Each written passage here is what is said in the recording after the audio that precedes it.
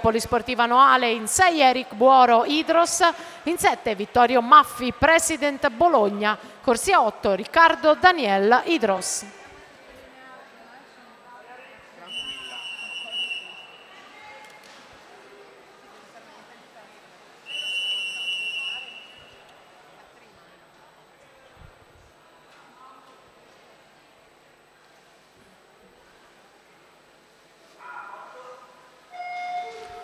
È partita la prima serie junior maschi, 52-72 di Davide Casarin, il miglior tempo fino a questo momento.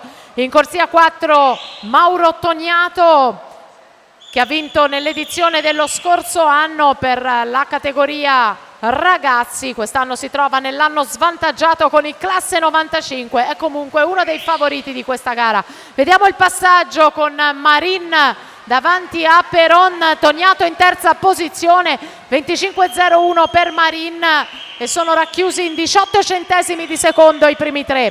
Primato della manifestazione prestigioso detenuto da Luca Dotto, stabilito nel 2007 con 50-22.